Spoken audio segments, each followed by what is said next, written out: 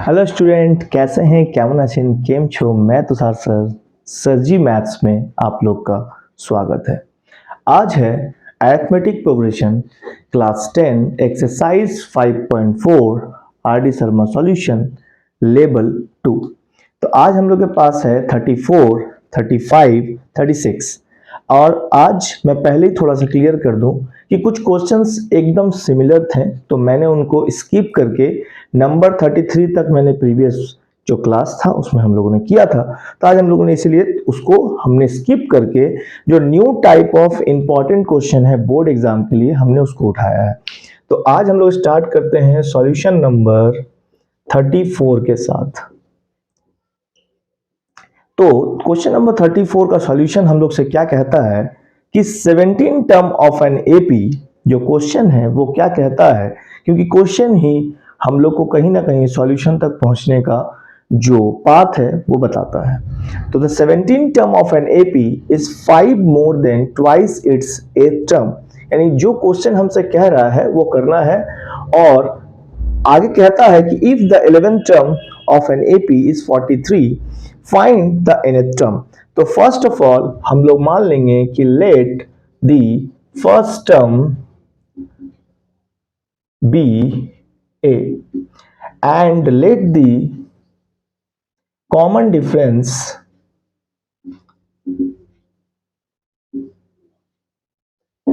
Is equals to D या B D, जो भी मान लीजिए लेना चाहते हैं, बी टी। अब हम लोगों ने ये मानने के बाद अब हम लोग को करना ये है कि हमसे जो क्वेश्चन कह रहा है कि 17 term of AP is 5 more than is twice its 8 term, that means simply we have to write like this, A17 is equals to 5 more, that is 5 plus is twice means 2 and is 8 term, यानी कि ये A8। अब यहां से मुझे एक equation find कर लेना है।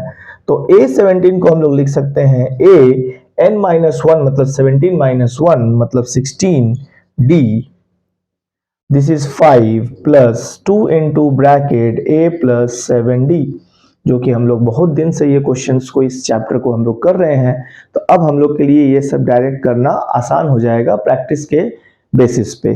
Clear?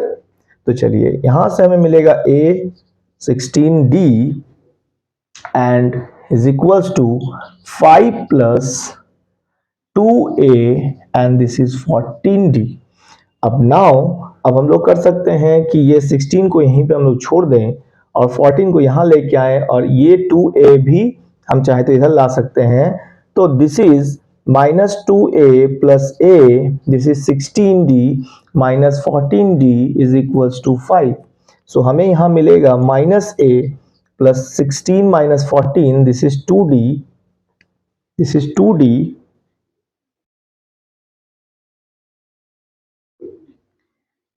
This is 2D is equals to 5। तो इसे हम लोग एक इक्वेशन मान के यहाँ पे हम लोग लिखेंगे। नेक्स्ट में हम लोग के पास हेल्प करने के लिए दे रहा है कि A11 term is term of an AP is 43। सो यहाँ से मुझे एक इक्वेशन अगेन मिलेगा। ठीक है, तो this is A plus again इसको 10D कर देते हैं, तो इस इज 43। तो now we have another linear equation. Now in दोनों को अब हम लोग साथ में रखकर इसको सॉल्व करेंगे, तो कुछ हमें A तो कैंसिल हो जाएगा, तो A हमें ऐड करने पे ही कैंसिल मिल रहा है, तो आप लोग देख पा रहे हैं। तो दिस इज 12D और यहां पे मुझे मिलता है 48। तो यहां से मुझे D का वैल्यू मिल जाता है 12 4 जा 48, दैट इज 4। और हम लोग A का वैल्यू जब यहां पुट करेंगे, तो D का वैल्यू जब यहां पुट करेंगे तो मुझे A मिलेगा। सो -A इज इक्वल्स टू 4 2 जा 8 एंड उस तरफ जाएगा तो 5 माइनस 8, जो मुझे मिलेगा -3 minus A, so minus minus cancel, तो A इज इक्वल्स टू 3। सो अब हमसे क्वेश्चन क्या है कि nth टर्म निकालना है। अब मुझे nth टर्म निकालने के लिए फिर से आप लोग को पता है कि क्या करना होता है, यानी an निकालना होगा। तो a plus n minus 1 into डी। सो ए एन, ए का वैल्यू है मेरे पास 3, एन -1 और डी का वैल्यू हमने निकाला 4। इसे करना है सॉल्व, 4n -4।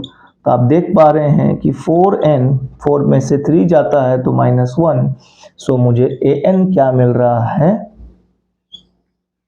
तो आप लोग देख पा रहे हैं कि बहुत सिंपल और सरल क्वेश्चन है जो इजीली हम लोग इसको सॉल्व कर सकते हैं। तो चलिए पॉज करके इसे रब करते हैं। आप लोग नोट करिए, कॉपी पेन के साथ हमेशा बैठिए। चलिए हम लोग अब नेक्स्ट क्वेश्चन की तरफ चलेंगे, जो कि find the natural number of all 3 digits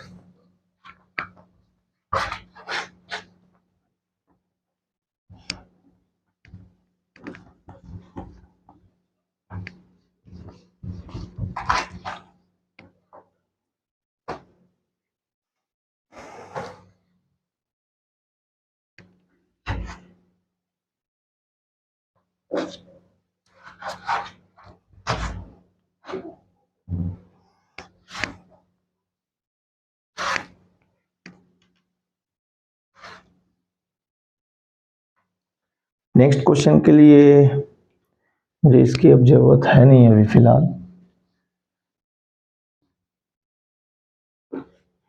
तो नेक्स्ट क्वेश्चन है सॉल्यूशन नंबर 35। चलिए अभी क्या है कि find the number of all 3 digits natural number. तो और 3 डिजिट नेचुरल नंबर जो डिविजिबल हो 9 से। तो सबसे पहले 3 डिजिट स्टार्ट होगा 100 से, वो जाएगा 999। अब हमें ये फाइंड करना है कि ये कितने नेचुरल नंबर होंगे जो डिविजिबल बाय 9 होगा। तो बहुत सिंपल है, 100 पहले ये पता करना है कि 100 डिविजिबल है या नहीं। अगर वो होगा 9 से तो ये पहला टर्म तो मेरा यही हो जाएगा।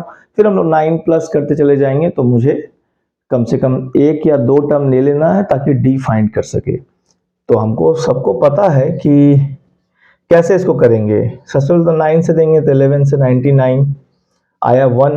अब हमें पता है कि अगर हम सब्ट्रैक्ट करेंगे तो ये 99 डिविजिबल होगा, बट मुझे 3 डिजिट लेना है। तो हम लोगों ने उस दिन भी बात किया था कि जो डिविजर होता है, जो रिमाइंडर होता है, अगर हमको डिविडेंड में स्मॉलेस्ट नंबर प्लस करके उसको डिविजिबल बनाना है 9 का, तो उसके लिए हमें डिविजर को माइनस करना होता है रिमाइंडर से, और जो आता है उसको ऐड करना होता है डिविडेंड में। यानी 9 में से 1 गया तो आएगा 8, 8 और 100 108।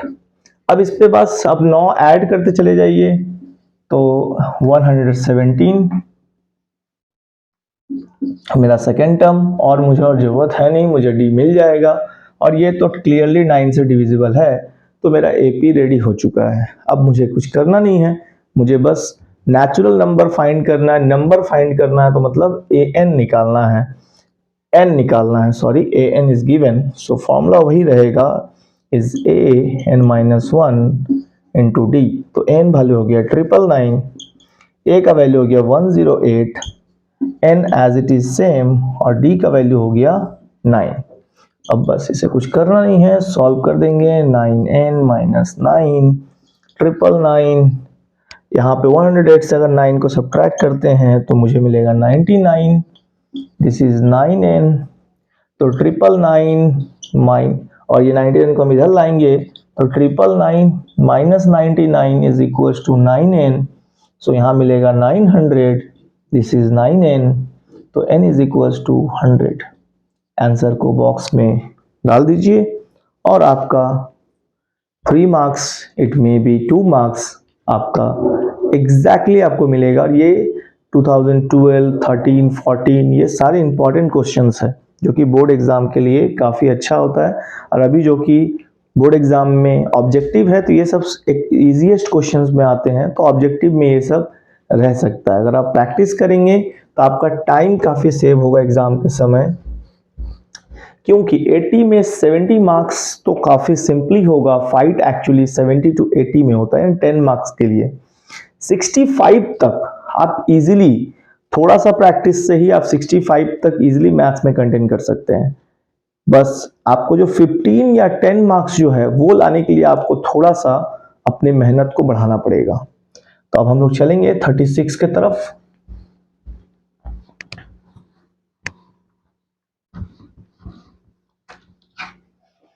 अब 36 हमें क्या कहता है, इसको थोड़ा सा जान लेते हैं।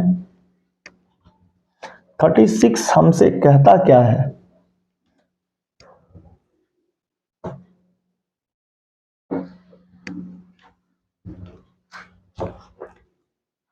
थर्टी सिक्स कहता है कि the 19 term of an AP is equal to the 3 times, solution number 36, the 19 term of an AP is equal to the 3 times its 6th term. Again हमें पता है कि let the first term को आप A मान लें और common difference को D मान लें। ठीक है, तो ये दो हम लोग लेटर सपोज करेंगे। अब हम लोग स्टेटमेंट के हिसाब से जाएंगे कि 19 term of an AP is equal to 3 times, यानी A19 is equal to 3 times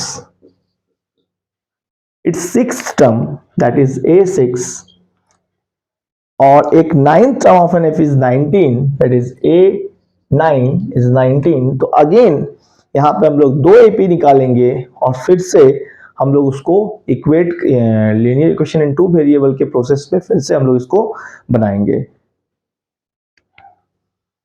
चलिए, तो ये हो गया A plus 18D, this is 3 into A plus 5D, और पहले इसको कर लेते हैं। तो A plus 18D this is 3A 15D। तो अब आप लोग देख सकते हैं कि आप चाहें तो इधर ले आ सकते हैं A को, तो A माइनस 3A और यहाँ पे 15D माइनस 18D, जो कि इधर से इधर आया तो साइन चेंज हुआ, इधर से इधर गया तो साइन चेंज हुआ। दिस इज माइनस 2A और यहाँ से आ रहा minus 3D, minus minus cancel कर दीजिए, A equals to 3D by 2। तो आप देख सकते हैं कि यहाँ पे मुझे A और D का एक रिलेशन मिला, और यहाँ पे इक्वेशन भी ले सकते हैं, बट एक रिलेशन भी मिल रहा है क्योंकि यहाँ से भी हम इस रिलेशन को पुट कर देंगे तो मुझे D इजिली मिल जाएगा। ठीक है, तो चलिए A प्लस 8D इज 19। तो आप देख सकते हैं A का वैल्यू हम लोगों ने यहाँ निकाल रखा है 3D बाई 2, तो 3D by 2 plus 8D is equals to 19। So अब इसे सॉल्व करना है, तो आप चाहें तो एलसीएम ले लें, तो 3D 8 2 जा 16 D दिस इज 19, और जो कि डिनोमिनेटर में हम लोग का यहाँ पे 2 भी आया है, इस 2 को यहाँ मल्टीप्लाई भी कर देंगे। तो नेक्स्ट स्टेप में 19D is equals to 2 into 19 this is 38, तो D is equals to 38 by 19, तो दिस इज 2, तो D का वैल्यू मुझे मिलता है 2। अब मुझे निकालना है AP, तो यहाँ पे हम लोग अब इसको क्या करेंगे, D का वैल्यू को हम लोग यहाँ पे पुट करके पहले A फाइंड करेंगे। तो A मिलेगा 3 इंटू 2 बाई 2, तो 2 2 कैंसिल, सो मुझे मिलता है A का वैल्यू 3, तो A का वैल्यू मिल गया 3। सो A का वैल्यू 3 एंड D का वैल्यू 2। तो आप लोग समझ सकते हैं कि हम लोग को जो AP होगा वो क्या मिलेगा। तो जो AP होगा, यहाँ पे हम लोग इसको AP को लिखेंगे, तो जो कि 3 पहला टर्म, दूसरा टर्म हमको पता है कि मुझे D ऐड करके मिलेगा 3 प्लस 2 दिस इज 5, फिर 5 plus 2 this is 7, 7 plus 2 this is 9। इसी तरीके से आप इतना करके भी छोड़ सकते हैं।